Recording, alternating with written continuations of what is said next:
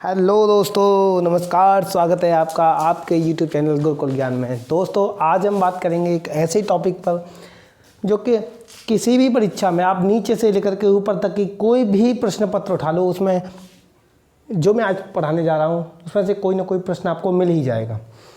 तो ऐसा आपके मन में ख्याल आ रहा होगा, ऐसा टॉपिक है कौन सा? तो वही टॉपिक यहाँ मैं आपको आज बताऊँगा कि वो टॉपिक है कौन सा। तो नज़र बनाए रखिए इस क्लास में। तो शुरू करते हैं। आज का टॉपिक है हमारा विज्ञान से, यानी कि साइंस से, भौतिकी से। तो प्रश्न हमारा है जिसे आज हम चर्चा करेंगे कई टॉपिक पर। अब टॉपिक हमारे कौन कौन से होंगे मित्रों? जैसे अपवर्तन हो गया, परावर्तन हो गया, वर्ण विक्षेपण हो गया।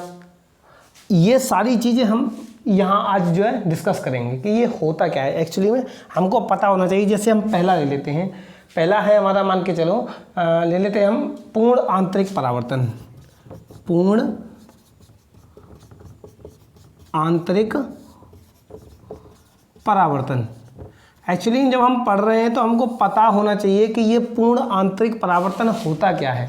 जब ये प्रश्न बनता है लोग रट लेते हैं, और जब वहाँ प्रश्न घुमा करके दे देता है मित्रों, तो हमारी समझ से बाहर चला जाता है प्रश्न और हमारा उत्तर हो जाता है गलत। तो मित्रों, पूर्ण आंतरिक परावर्तन है क्या? मैं आप लोगों को बता दूं कि पूर्ण आंतरिक परावर्तन है क्या। जिनकी सतह पूर्णतः सफ़ेद हो या चिकनी हो, जिनकी सतह सफ़ेद हो या चिकनी हो, जिनकी सतह सफ़ेद या चिकनी हो। कैसी हो?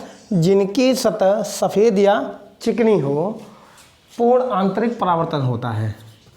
पूर्ण आंतरिक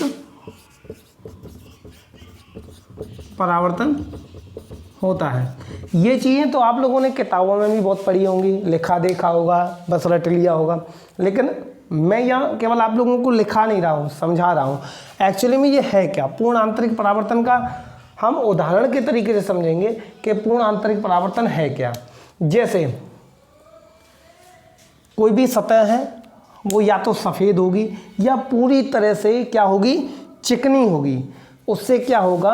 प्रकाश का जो है पूर्ण आंतरिक परावर्तन होगा। जैसे प्रकाश जाएगा और पूरी तरह से वापस आ जाएगा। उदाहरण के तरीके से यदि हम सोचें, जैसे उदाहरण लेते हैं हम कि उदाहरण है क्या। उदाहरण में जैसे देखेंगे तो हीरे का चमकना, हीरे का चमकना। हीरे का चमकना किसका उदाहरण है? पूर्ण आंतरिक परावर्तन का। प्रश्न बनेगा ऐसे, आपको दिया जाएगा कि जैसे एक उदाहरण दिया जाएगा, हीरे का चमकना या जूते का चमकना किसका उदाहरण है? तो आपको बताना है पूर्ण आंतरिक परावर्तन का। तो पहला हो गया हमारा हीरे का चमकना। दूसरा उदाहरण लें हम तो जूते का चमकना, जूते का चमकना। अच्छा, कुछ लोग सोचेंगे जूते का चमकना है क्या? एक्चुअली में जूते का चमकना का मतलब होता है जब हम जूते पर पॉलिश कर देते हैं, जो उसकी आगे वाला हिस्सा होता है यानी टो होती है, तो जो चमकती है पॉलिश करने के बाद में, वही है जूते का चमकना। क्लियर है? आगे यदि हम देखें तो मरीचिका। आगे हम देखें तो मरीचिका। अब ये मरीचिका है क्या? मरीचिका है क्या? एक्चुअली में ये नाम आप लोगों ने किताबों में भी देखा होगा। ये मरीचिका है क्या? अब मरीचिका में आप लोगों को बता दूं, रेगिस्तान होता है। जैसे रेगिस्तान है, रेत है, और दोपहर का समय है, कड़कड़ाती धूप पड़ रही है, और आप यदि लंबी नज़र डालेंगे तो आपको दिखेगा कि एक लंबी दूरी पर आपको दिखेगा जैसे वहाँ पानी है। आपको क्या दिखेगा? जैसे वहाँ पानी हो। तो वो उसी को क्या बोलते हैं? मरीचिका बोलते हैं। ऐसा किसी लिए होता है? पूर्ण आंतरिक परावर्तन के कारण। तो आपका पता लग गया। तो यानी कि मरीचिका का मतलब ये है कि रेगिस्तान में क्या होना? रेगिस्तान में पानी का दिखना। रेगिस्तान में पानी का दिखना, ये इसको क्या बोलेंगे? मरीचिका बोलेंगे। अगला उदाहरण देखें हम तो इंडोस्कोपी। स्कोपी, इंडोस्कोपी, ये भी किसका उदाहरण है मित्रों? ये भी पूर्ण आंतरिक परावर्तन का उदाहरण है। बात क्लियर है? ये तो थी हमारी पूर्ण आंतरिक परावर्तन की। अब बात करेंगे आगे अपवर्तन की, परावर्तन की। अच्छा, एक्चुअली मैं आपको बता दूं, ये जो परावर्तन है ये तो है पूर्ण आंतरिक परावर्तन। अगर यदि हम इसी की बात करें परावर्तन की, ये परावर्तन है क्या? परावर्तन का अर्थ होता है मित्रों, परावर्तन की बात करें तो परावर्तन का अर्थ होता है प्रकाश का टकराकर वापस आ जाना। प्रकाश का टकराकर वापस आ जाना। परावर्तन का मतलब क्या है? प्रकाश डाला, उससे टकरा करके वापस आ गया। लेकिन पूर्ण आंतरिक परावर्तन, प्रकाश डाला पूरा, समझ में आ रही है? पूर्ण आंतरिक परावर्तन, ये परावर्तन से हमारी समझ में आ रहा है कि प्रकाश का टकराकर वापस आ जाना। क्लियर है मित्रों? बात करेंगे हम आगे, किसकी बात करेंगे हम? अपवर्तन की। किसके? अपवर्तन की, कि ये अपवर्तन है क्या? ये मैं अपनी भाषा में आप लोगों को समझाने की कोशिश कर रहा हूँ। हो सकता है किताबों में दूसरी भाषा में लिखा हो, आप लोगों को कन्फ्यूजन नहीं होना है, ये समझाने का तरीका है। अब बात करेंगे हम किसकी? अपवर्तन की। बात करेंगे हम अपवर्तन की। ये क्या है? अपवर्तन। अब बात करेंगे अपवर्तन की, तो अपवर्तन है क्या? अपवर्तन का मतलब है धोखा। अपवर्तन का मतलब होता है मित्रों धोखा। अपवर्तन का मतलब क्या है? धोखा, धोखा। अपवर्तन का मतलब क्या है? धोखा। धोखे से मतलब समझ में आ रहा है आपको? धोखे का मतलब ये है कि जैसे एक्चुअली में कुछ चीज़ें हैं और वास्तव में कुछ चीज़ें हैं अलग, लेकिन दिखेंगी हमको कुछ और। नहीं समझ में आया? जैसे यदि हम पानी में अगर सिक्का डालें, यदि हम पानी में सिक्का डालें, एक्चुअली में वो नीचे रहेगा, उसके तली में रहेगा, लेकिन हमको दिखेगा कहाँ? ऊपर। ऐसा लगेगा कि इसके ऊपर है, इतने ज़्यादा गहराई में नहीं है। तो वास्तविक में कुछ चीज़ें और होती हैं, दिखती कुछ और हैं। तो वो किसके कारण होती हैं? अपवर्तन के कारण। तो इसलिए हमने क्या बताया इसको? धोखा। जैसे उदाहरण की सहायता से समझने की कोशिश करेंगे मित्रों। उदाहरण की सहायता से हमारे जल्दी समझ में आएगा। उदाहरण की सहायता से यदि हम समझें तो जैसे पानी में छड़का टेढ़ा दिखाई पड़ना। पानी में छड़का टेढ़ा दिखाई पड़ना। आप लोगों ने देखा होगा कि यदि हम पानी का कोई घड़ा है, पानी का कोई पात्र है, बर्तन है बड़ा, यदि उसमें हम अगर छड़ी को डालते हैं, किसी लोहे की छड़ी को डालते हैं मित्रों, तो वो हमको क्या है, जैसे ही पानी के अंदर जाएगी वो, तो हमको वो टेढ़ी दिखाई पड़ेगी। लेकिन एक्चुअली में यदि हम उसको बाहर निकालें तो वास्तविकता में वो छड़ टेढ़ी नहीं है, लेकिन पानी के अंदर हमको कैसे दिखाई दे रही है? टेढ़ी दिखाई पड़ रही है। तो यानी कि धोखा। वास्तविकता में है कुछ और, दिखाई हमको कुछ और दे रहा है। तो वो किस कारण से हो रहा है? अपवर्तन के कारण। तो पानी में छड़का जो टेढ़ा दिखाई पड़ना, ये किसका उदाहरण है? अपवर्तन का उदाहरण है। क्लियर है मित्रों? अगर दूसरे उदाहरण की बात करें मित्रों, तो दूसरा उदाहरण जैसे कि मैंने बताया था कि पानी में सिक्के का जो है ऊपर दिखाई देना। पानी में जो सिक्के होते हैं, सिक्के का ऊपर दिखाई पड़ना। सिक्का बिल्कुल उसकी तली में होगा, लेकिन दिखाई हमको पड़ेगा कि ऊपर है। समझ में आ गई नहीं आगे? तो ये किसका उदाहरण है? अपवर्तन का उदाहरण है। यदि हम तीसरा उदाहरण लें मित्रों, तो तारों का, जो तारे होते हैं, तारों का टिमटिमाना। तारों का टिमटिमाना। आकाश में आप लोगों ने देखा होगा बचपन में जब हम आसमान की तरफ देखते थे, या आज भी हम आसमान की तरफ देखें तो तारे जो टिमटिमाते हुए दिखाई देते हैं। ऐसा लगता है कि कभी बुझ रहे हैं, कभी जल रहे हैं, कभी धीमे, कभी ज़्यादा, ये टिमटिमाते।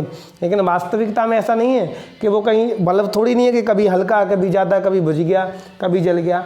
तो ऐसा इस कारण से होता है, यानी अपवर्तन के कारण होता है। तो तारों का टिमटिमाना अपवर्तन का उदाहरण है।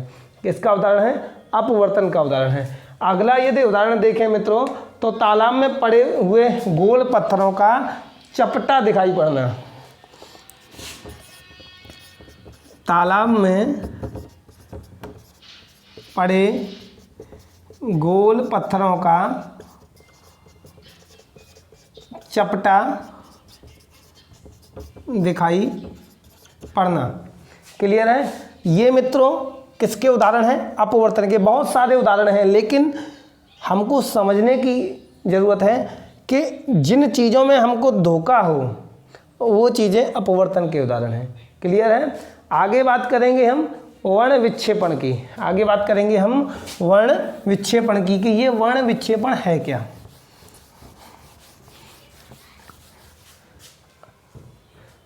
आगे बात करेंगे हम वर्ण विक्षेपण की।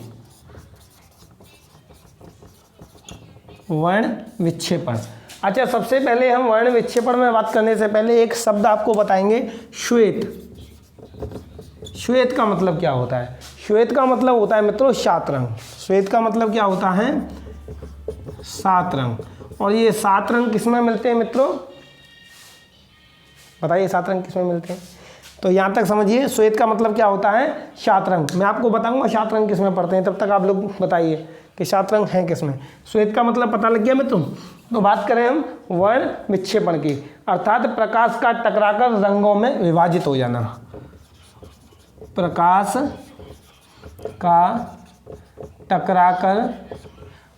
का टकराकर रंगों में विभाजित हो जाना। प्रकाश का टकराकर रंगों में विभाजित हो जाना। अब ये हमारी समझ में कैसे आएगा कि वर्ण विक्षेपण होता कहाँ है? प्रकाश का टकराकर रंगों में विभाजित हो जाना, ये तो हमारी समझ से बाहर है, ये तो किताबों में भी लिखा है। तो उदाहरण की सहायता से इसको समझने की कोशिश करेंगे कि ऐसा एक्चुअली में होता कहाँ है कि प्रकाश का टकराकर रंगों में विभाजित जो होते हैं वो कहाँ होते हैं? प्रकाश का टकराकर रंगों में विभाजित हो जाना। तो मित्रों हम इसके उदाहरण से समझने की कोशिश करेंगे कि ऐसा कहाँ होता है।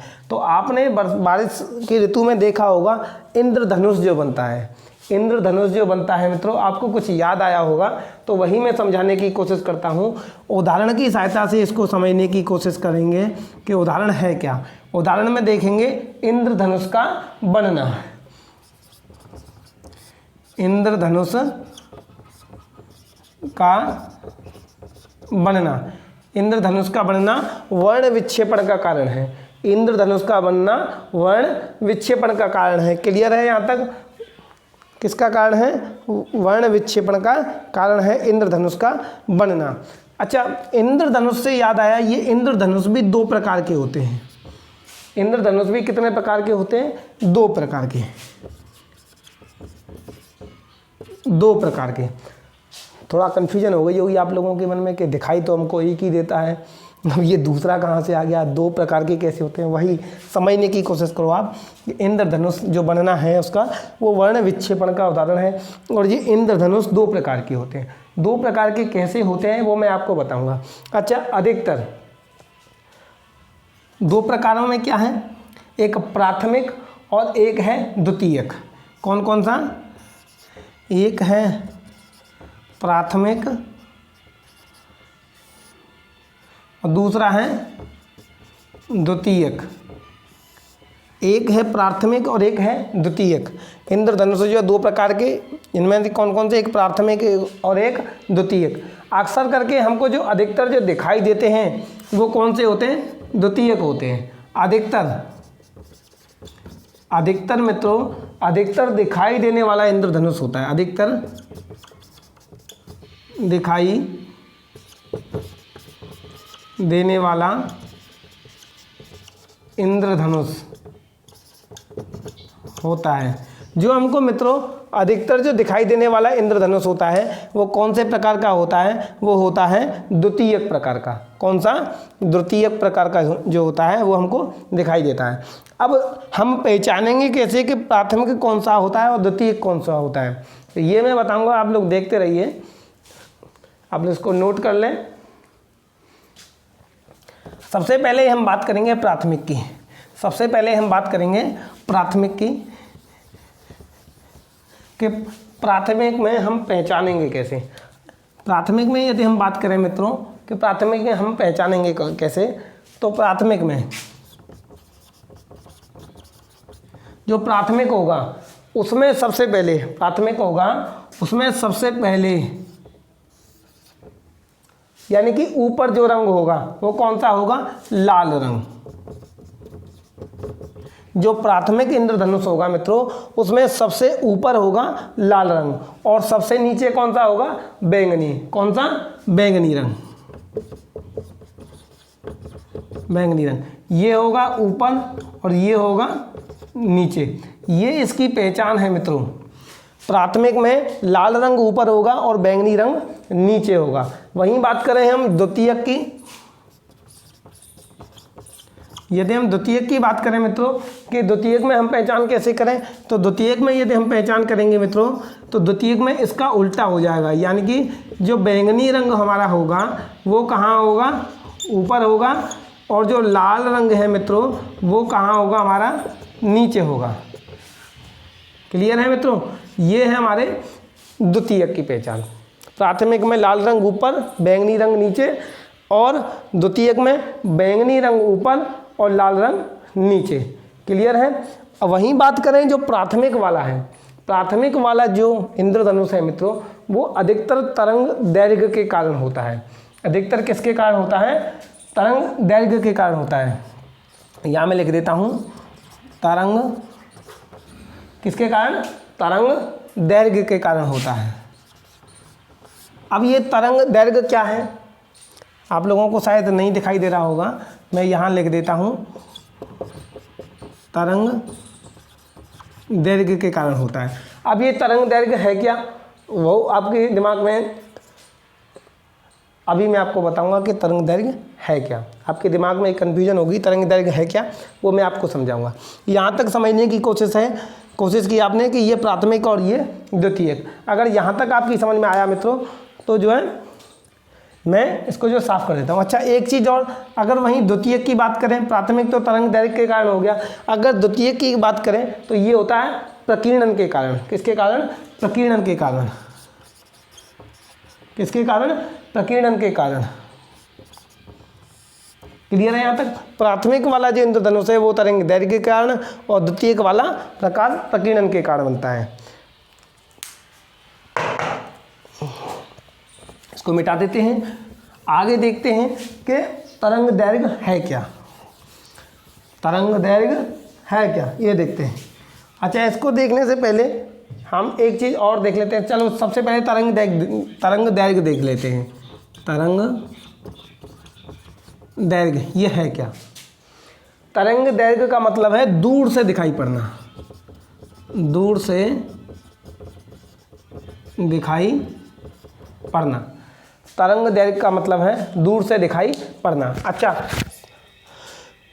दूर से दिखाई पड़ना। सबसे ज़्यादा प्रश्न आता है, इसमें प्रश्न बनता है कि सबसे ज़्यादा तरंग दैर्घ्य किस रंग की है और सबसे कम किसकी है। तो सबसे ज़्यादा तरंग दैर्घ्य की बात करें तो सबसे ज़्यादा की बात करें तो कौन सा रंग है मित्रों, वो है लाल रंग। कौन सा है, वो है लाल रंग। सबसे ज़्यादा जो तरंग दैर्घ्य है वो किसकी है मित्रों, लाल रंग की। और सबसे कम की बात की जाए तो वो कौन सी होगी मित्रों, बैंगनी की। वो कौन सी है, बैंगनी रंग की। सबसे ज़्यादा लाल रंग की और सबसे कम जो है बैंगनी रंग की। ये है मित्रों हमारा तरंग दैर्घ्य, यानी कि दूर से दिखाई पड़ना। बात करेंगे प्रकीर्णन की। जैसा कि मैंने आपको अभी बताया था, द्वितीयक वाला प्रकीर्णन के कारण होता है, तो हमको पता होना चाहिए कि प्रकीर्णन है क्या। प्रकीर्णन की बात करें मित्रों तो प्रकीर्णन का मतलब होता है फैलना। प्रकीर्णन का मतलब होता है, क्या होता है इसका मतलब, फैलना। क्या फैलना, प्रकीर्णन का मतलब होता है फैलना। तो यहाँ देखेंगे कि फैल क्या रहा है। तो प्रकाश प्रकीर्णन नज़र डालें तो सबसे ज़्यादा किस रंग का प्रकाश, मतलब सबसे ज़्यादा जो है कौन सा वाला रंग फैलता है, सबसे ज़्यादा किस रंग का प्रकीर्णन होता है। प्रश्न बनता है सबसे ज़्यादा किस रंग का प्रकीर्णन होता है, या हम दूसरी भाषा में कहें तो सबसे ज़्यादा प्रकाश किसका फैलता है, सबसे ज़्यादा रंग कौन सा फैलता है, सबसे ज़्यादा रंग कौन सा फैलता है। तो सबसे ज़्यादा रंग फैलने वाला और सबसे कम की बात करें मित्रों तो सबसे ज़्यादा है बैंगनी। प्रकीर्णन में जो है सबसे ज़्यादा है बैंगनी। तरंग दैर्घ्य में सबसे ज़्यादा कौन था? लाल। लेकिन प्रकीर्णन में सबसे ज़्यादा कौन है? बैंगनी। और सबसे कम की बात करें तो वो कौन सा होगा मित्रों? लाल। कंफ्यूजन हो जाती है, सबसे ज़्यादा कौन सा फैलेगा? बैंगनी। और सबसे कम कौन सा फैलेगा? लाल। क्लियर है मित्रों? अब वहीं अगर हम उदाहरण से अगर देखने की कोशिश करें, आप लोगों के दिमाग में कन्फ्यूजन ना हो इसलिए मैं कुछ उदाहरण बता देता हूँ। उदाहरणों में बात करें तो सूर्य का लाल दिखाई पड़ना, जो हमारा सूर्य है, सूर्य का लाल दिखाई पड़ना। बात समझ में आ गई मित्रों? सूर्य का लाल दिखाई पड़ना। समुद्र का जल कैसा दिखाई पड़ना? नीला दिखाई पड़ना। समुद्र का जल नीला दिखाई पड़ना। सूर्य का लाल दिखाई पड़ना, समुद्र का जल नीला दिखाई पड़ना। वहीं बात करें और अगली उदाहरण की तो आसमान का नीला दिखाई पड़ना। आसमान का नीला दिखाई पड़ना। ये किसके उदाहरण हैं मित्रों? तो ये उदाहरण है प्रकीर्णन के, प्रकाश प्रकीर्णन के, यानी कि प्रकीर्णन के। बात समझ में आ गई? सबसे ज़्यादा बैंगनी रंग, सबसे कम लाल रंग, इसके उदाहरण है सूर्य का लाल दिखाई पड़ना, समुद्र का जल नीला दिखाई पड़ना। और अगले उदाहरण की बात करें मित्रों तो आसमान का नीला दिखाई पड़ना। तो ये किसके हैं? प्रकीर्णन के कारण होता है ऐसा। बात क्लियर आप लोगों की समझ में आ रही होगी। और अगर समझ में आ रही है तो लाइक करके बता दो ना। लाइक नहीं कर रहे हैं, कंजूसी कर रहे हैं। यदि समझ में आ रहा है आपको तो लाइक कर दो, अगर नहीं आ रहा तो डिसलाइक कर दो, कोई दिक्कत नहीं है, लेकिन करो तो सही कुछ। आगे यदि हम बात करें तो आगे बात करेंगे हम किसकी? व्यक्तीकरण की। आगे हम बात करेंगे मित्रों किसकी? व्यक्तीकरण की।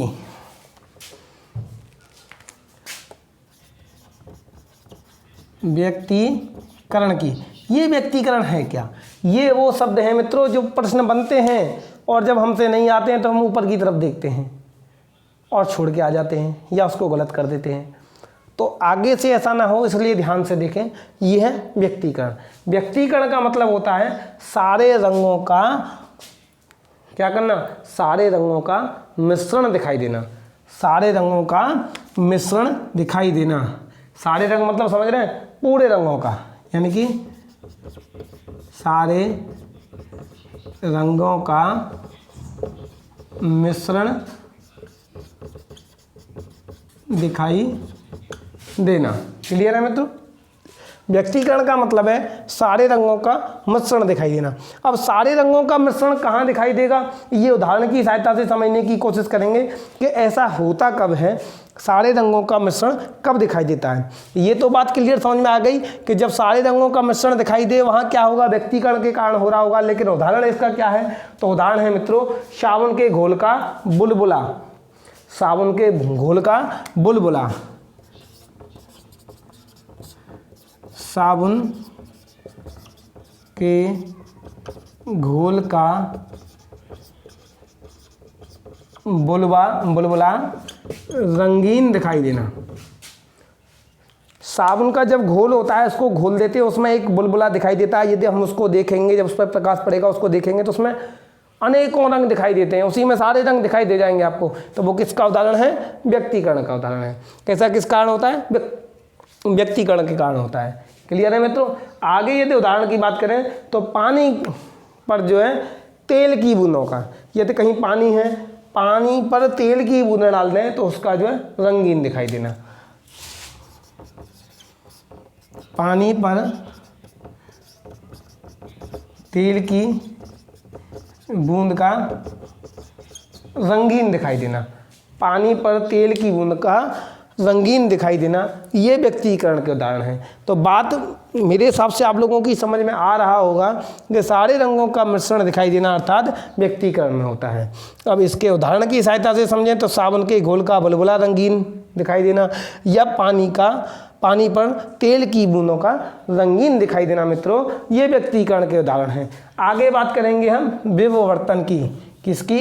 विवर्तन की, कि ये विवर्तन होता क्या है। विवर्तन ये एक्चुअली में विवर्तन है क्या? विवर्तन का मतलब होता है मित्रों मुड़ना। क्या होता है? मुड़ना। विवर्तन में अगर नजर डालें तो इसका मतलब है मुड़ना। अब मुड़ना है क्या? कोई गाड़ी तो है नहीं जो मुड़ेगी, अर्थात प्रकाश की किरण का मुड़ना और उसकी छाया बनना। प्रकाश की किरण का जो प्रकाश है, प्रकाश की किरण का मुड़ना और उसकी छाया का बनना। क्लियर है मित्रों? ये विवर्तन के कारण होता है कि प्रकाश की किरणों का जो मुड़ना और उसकी छाया बनना, ये किसके कारण होता है? विवर्तन के कारण होता है। अगर उदाहरण की सहायता में अगर इसमें देखें, एक चीज़ मेरी समझ में आ रही है, प्रश्न बनता है अधिकतर, और मैंने कई बार प्रश्न ये देखा भी है कि इसमें प्रश्न बनता है कि सबसे बड़ी छाया कब बनती है और सबसे छोटी छाया कब बनती है। इसमें यही इस प्रकार का प्रश्न बनता है ज़्यादातर कि सबसे बड़ी छाया और सबसे छोटी छाया। तो इस पर नज़र डालेंगे एक बार, सबसे बड़ी और सबसे छोटी। अब सबसे बड़ी और सबसे छोटी मैंने लिखी है, क्या लिखी है? ये छाया। सबसे बड़ी छाया और सबसे छोटी छाया। तो सबसे बड़ी छाया कब बनती है और सबसे छोटी छाया कब बनती है? तो 22 दिसंबर को, किसको? 22 दिसंबर को सबसे बड़ी छाया और 21 जून को सबसे छोटी छाया।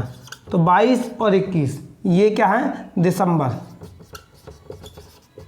22 दिसंबर को सबसे बड़ी छाया। वहीं बात करें अगर छोटी छाया की तो 21 जून को जो है क्या बनेगी? छोटी छाया बनेगी। 21 जून को छोटी छाया बनेगी और 22 दिसंबर को बड़ी छाया बनेगी। अब इसमें एक लास्ट और देखते हैं मित्रों। अब लास्ट क्या देखेंगे?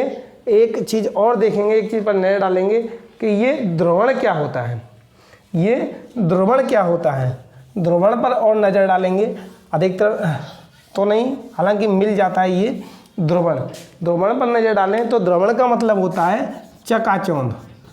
ध्रुवण का मतलब होता है चकाचौंध। ध्रुवण का मतलब होता है मित्रों चकाचौंध।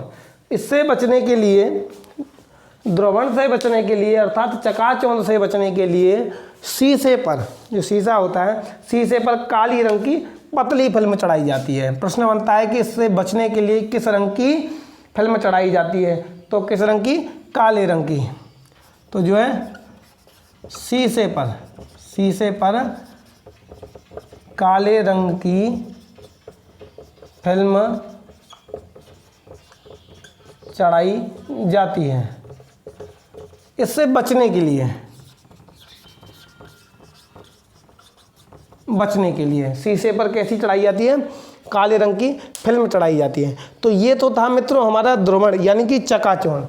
मुझे उम्मीद है मित्रों आप लोगों को ये वीडियो बहुत अच्छा लगा होगा, और यदि लगा है मित्रों तो लाइक करिए, शेयर कीजिए और चैनल को सब्सक्राइब करिए। और अगले टॉपिक पर बात होगी अगले वीडियो में। तो मित्रों मिलते हैं हम अगले वीडियो में एक नए टॉपिक के साथ। तो थैंक यू दोस्तों।